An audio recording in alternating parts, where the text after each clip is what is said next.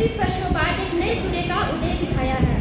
शिक्षा का असली उद्देश्य सिर्फ ज्ञान प्राप्त करना नहीं, बल्कि जीवन में कौशल विकास में प्रगति करना है। और नई शिक्षा नीति इस दिशा में बहुत बड़ा कदम है। नई शिक्षा नीति के तहत स्कूलों में कौशल आधारित शिक्षा देने की शुरुआत की जा रही है। इसके अलावा बच्चों को उनकी मातृभाषा में शिक्षा देने पर जोर दिया जा रहा है। यदि छात्र मातृभाषा में किसी भी विषय को पढ़ते हैं तो वे बहुत ही सरलतापूर्वक समझ सकते हैं, जिससे उनके कौशल विकास में प्रगति होना संभव है।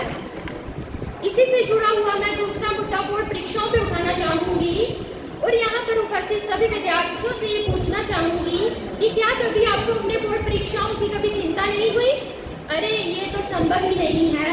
यहाँ पहले छात्र पर एक तरफ अच्छे अंक लाने का दबाव रहता था, तो वहीं दूसरी ओर अपने भविष्य को लेकर कश्मकश। और इसी कश्मकश को ध्यान में रखते हुए नई शिक्षा नीति के अनुसार बोर्ड पैटर्न में कुछ बदलाव किए गए हैं, अन्य उसमें कुछ सरलता की गई है। आप सब जानते हैं हम यहाँ पर वाद विवाद प्रतियोगिता के तहत शिक्षा सबसे ऊपर है, शिक्षा अपार है। आदरणीय प्रधानाचार्य महाविद्यालय भास्कर, मुख्य अतिथि, निर्णायक मंडल और सभा में उपस्थित शिक्षकगण और प्यारे साथियों, आप सभी को मेरा नमस्कार।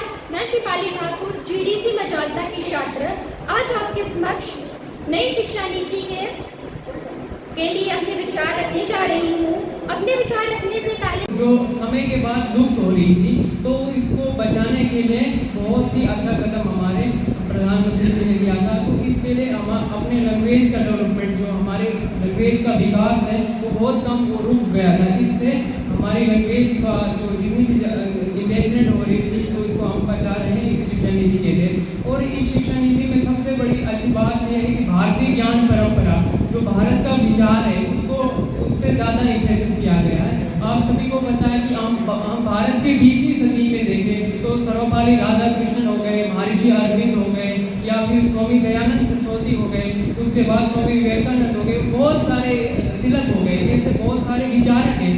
लेकिन कम ही लोगों को पता है कि महर्षि अरविंद का इतना बड़ा कंसेप्ट जो उन्होंने कलेक्टिव कॉन्शियसनेस का दिया था, या राधाकृष्णन का कंसेप्ट जो है, राधाकृष्णन को ऐसे तो कहा जाता कि फिलॉसफी के प्रोफेसर की तरह ही लोग मानते हैं, लेकिन वो बहुत बड़े थिंकर भी थे। उन्होंने भारत की में दो वॉल्यूम अपनी फिलॉसफी की ली, उसके बाद Hindu view of life, science and religion, बहुत बड़ा साहित्य खड़ा किया।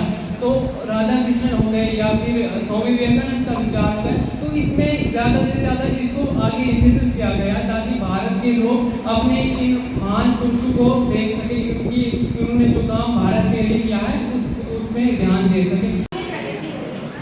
इस नीति के अनुसार अब महाविद्यालय की डिग्री 3 या 4 वर्ष की कर दी गई, सर्टिफिकेट दिया जाएगा, दूसरे वर्ष के बाद उसको डिप्लोमा दिया जाएगा और तीसरे वर्ष में प्रवेश पाकर 75% या डिप्लोमा होगा, जो उसे रोजगार के अवसर प्राप्त करने में मदद करेगा। जाती है क्योंकि ये नीति मल्टी डिसिप्लिनरी एजुकेशन यानी बहुविषयक शिक्षा को प्रोत्साहित करती है। इस नीति के अनुसार सभी पहलू मिलकर कौशल विकास में सुधार करेंगे। इस नीति से छात्रों को जीवन में काम आने वाले कौशल जैसे डिजिटल तकनीक, कोडिंग। मैं Bharat Bhushan Sharma, retired principal government degree college से और अब राष्ट्रभाषा प्रचार समिति का संचालक मंत्री हूँ।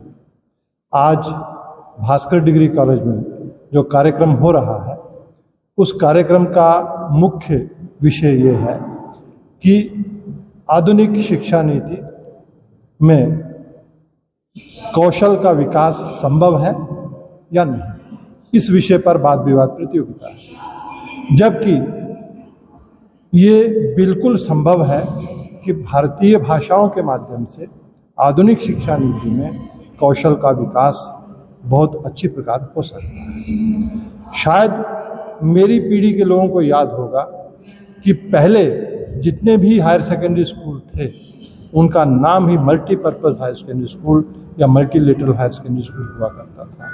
ये शिक्षा नीति महात्मा गांधी के सिद्धांतों पर बनी है और इसके माध्यम से शिक्षा नीति में कौशल का विकास संभव किया गया है। यहाँ तक हमारी प्राचीन ज्ञान परंपरा है, उसमें श्रुति और स्मृति कि वेद मंत्रों को याद करके अगली पीढ़ी तक पहुंचाने का काम, वो सुन करके याद करना और उनको सुनाना, ये एक कौशल ही था कि कहीं भी वेद मंत्रों में या हमारे जितने भी धार्मिक ग्रंथ हैं, खास करके ऋग्वेद है, अथर्ववेद है, सामवेद है, यजुर्वेद है, साहित्य आरण्यक है, उपनिषद है, वो सभी मौखिक परंपरा से आए हैं। मौखिक परंपरा से हमने एक दूसरे को दिए हैं, समाज को दिए हैं।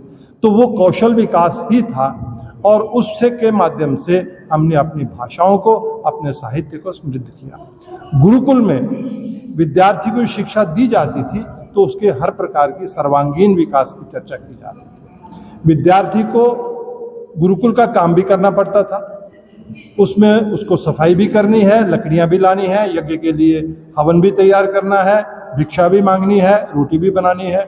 तो इस प्रकार से समाज के सभी कृत्यों को करने के लिए गुरुकुल शिक्षा पद्धति में जिस प्रकार कौशल विकास किया जाता था कि समाज में रह करके हमें किस तरह से चलना है, उसी प्रकार आज की भारतीय शिक्षा नीति जो है वो उसमें सक्षम है, सफल है। एक बात और कहना चाहूँगा कि अब एक चर्चा और चल रही है कि भारत में औद्योगिक क्रांति हो रही है।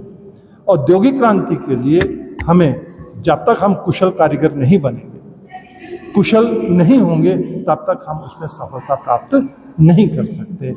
तो हमारे पूर्व राष्ट्रपति और वैज्ञानिक APJ अब्दुल कलाम जी ने कहा था कि हमें ऊंची उड़ान भरनी चाहिए, हमें योग्यता पैदा करनी है कि हम अपनी कुशलता के माध्यम से अपना लोहा विश्व को मनवा सकें। यदि हम पेपरलेस डिजिटल इंडिया की बात करते हैं तो उसमें हमारे दो कौशल धीरे धीरे खत्म हो जाएंगे, एक लिखने का और एक बोलने का। और आज की भाषा नीति में हम इसी पर चर्चा कर रहे हैं कि भारतीय भाषाओं के माध्यम से आधुनिक शिक्षा नीति में कौशल विकास संभव है। इसी पर हम चर्चा करें।